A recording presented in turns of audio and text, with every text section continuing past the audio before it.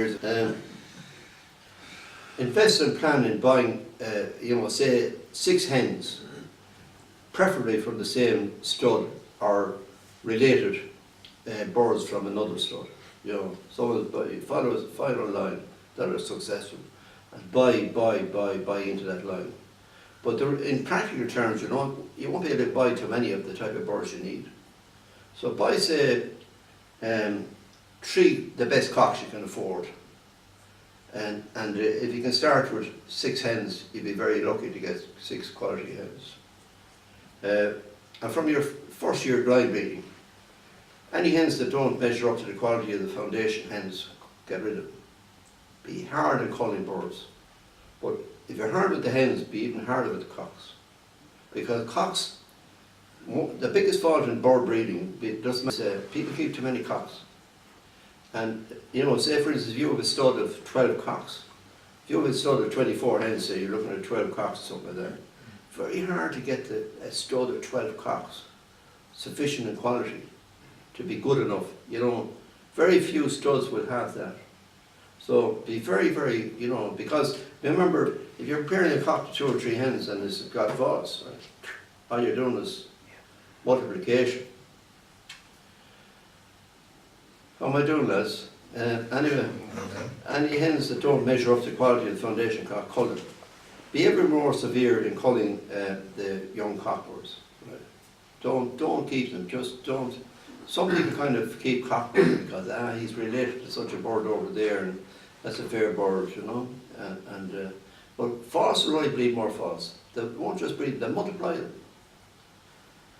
them. Obviously, when choosing the initial cocks, pick the colours that match the hens, like in other words, buff to yellow, and the Gloucesters, of course, concert to Corona. Hopefully, if you have a good breeding season in year 1, you should be able to keep to increase your stud of hens by say 4, and obviously accordingly. You're now on your way to establishing a line-bred stud of birds.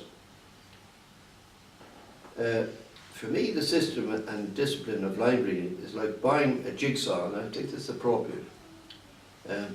You buy a jigsaw and there's all these pieces in a box, right? And your skill is measured by how you're able to put those jigsaws together. Never ever would you buy a second box of jigsaw and try and intermingle box B with box A. Lunacy, madness. It would be silly and disastrous. Same thing with stock birds. If you start trying to bring birds in from different lines, right, you're at nothing. Go back to the drawing board, start again. Unless they're all, birds of similar quality, similar lines, similar bloodlines. The damning thing in life really is and the older I become, I realise it. We are where we came from, be it animals or birds. If we're fortunate enough to have good parents, we have a great chance in life as humans. Just measure too far off that with birds either. Similarly, don't buy birds with different bloodlines and introduce them to line A, line 1. When your results show years later that you have perfected line 1, then you start second line. And you become critical of your first line. Always criticise your own birds. Never accept the standard of your birds. Always look for something better. Don't mind about anyone else. Doesn't matter who praise your birds at that. You're the critic. And when it comes to December, say, and I mean this sincerely, irrespective of what kind of show season I had, I'd be super critical of my birds. A lot more critical than anyone else would walk into my room. And I think that's worthwhile. Line breeding with skill will fix the virtues of your stud and compound them like compound interest. But if dealing with family stock, with faulty stock, then all you're doing is multiplying faults. That as your skill develops, try and fix a special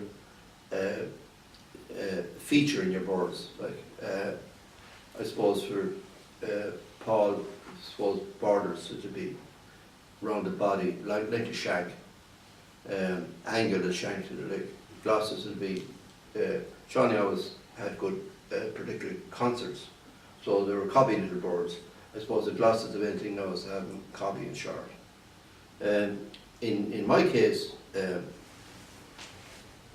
Yorkies, I try to establish that they have a longer shank, and in particular a high shoulder, you know, which is like Sean Paul with the rounded shoulder. It makes them distinctive. The only negative with this is that they become recognisable on the shop edge. So ownership, you know, without character becomes obvious. A lot of people keep inferior cocks because they're brothers to a better cock, etc. It's a big mistake. Inferior cocks will only transmit their flaws and never enough dirt retain them. It's 27 years since I bought a bird, and it's not just meanness now. I haven't bought a bird for 27 years, and the last bird I bought was from a Dennis gentleman, and he was in London. He was a street baller, he was a boxing.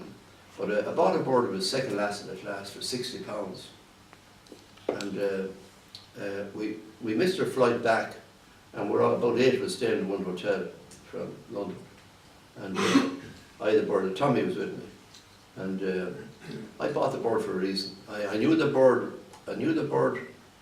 didn't show us that well. It was a bit wild, but I could see something in it that I didn't have in my bird as a feature, and I bred him in. But as it happened, I showed it. You know, one of the rules in Yorkshire, you don't show birds you buy. But anyway, Tommy's on to show the lads a lesson. I showed the bird on the wharf, best I'll flight it, right?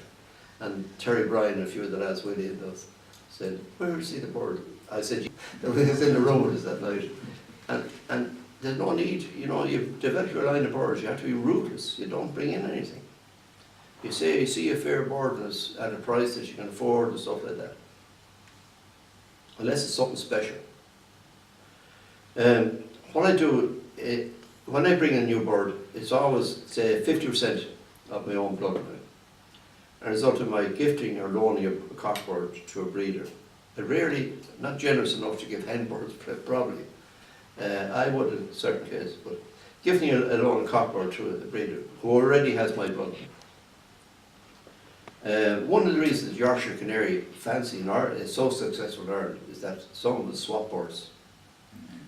Another reason that we never allow the price of birds, you know, to become extreme. And